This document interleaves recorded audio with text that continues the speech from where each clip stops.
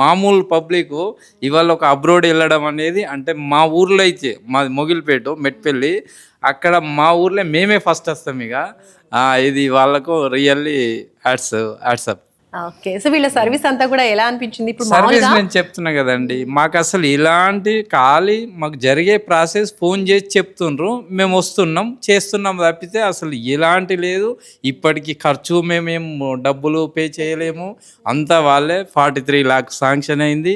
మామూలుగా ఆడపిల్లని బయటికి పంపించాలంటేనే చాలా ఆలోచిస్తారు పేరెంట్స్. ఇది అవును. అలాంటిది మీరు అవుట్ ఆఫ్ ఇండియా పంపించాలి అనుకున్నప్పుడు అసలు మీ ఐడియానా తన ఐడియానా? ఎవరికి అంటే ఇక ఇంట్రెస్ట్ అది ఉండింది? కంప్యూటర్ సైన్స్ బీఎస్సీలో ఇక నాకు గిట్లా డాడీ నేను వెళ్తా అన్నది. ఇక దాంట్లో నాకు కూడా ఫస్ట్ అదే భయం ఉండే. మా కో బ్రదరు యుఎస్ఏలో ఉంటాడు, ఇక కొద్దిగా మాకు దగ్గర యూనివర్సిటీ, ఇక వీళ్ళకు మళ్ళీ నేను చేసి అది ప్రాసెస్ అంత అయినాక మళ్ళీ దాన్ని క్యాన్సిల్ చేసి మళ్ళీ ఇప్పుడు యుఎస్ఏకు పెట్టుకున్నాం.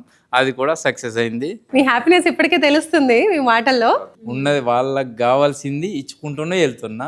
ఇప్పుడు ఇది కూడా నాకు పెద్దదే, కానీ వీళ్ళ ద్వారా చిన్న సమస్య అయింది అన్నట్టు. సో ఇప్పుడు మీకు లోన్ వచ్చింది అంటున్నారు కదా, ఇది కొలేటరలా నాన్ కొలేటరలా అండి? నాకు ఎలాంటి ఆస్తులు లేవు. ఒక నా గ్రామంలో ఇల్లు ఉంది. అడిగారు మీకు ఏముంది అంటే ఊర్లో ఇల్లు ఉందన్న.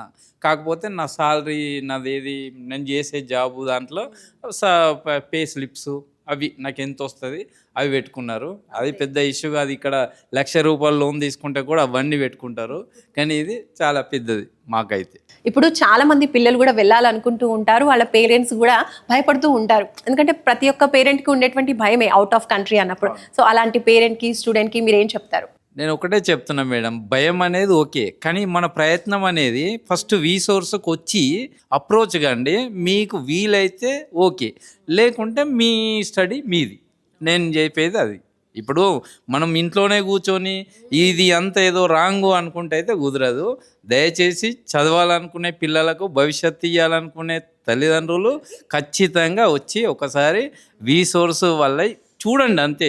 ఇక్కడ వచ్చి చూస్తే మీకు అర్థమవుద్ది ఏం జరుగుద్ది ఏంటి అనేది. సూపర్ అండి. Okay, thank you so much అండి. Thank you.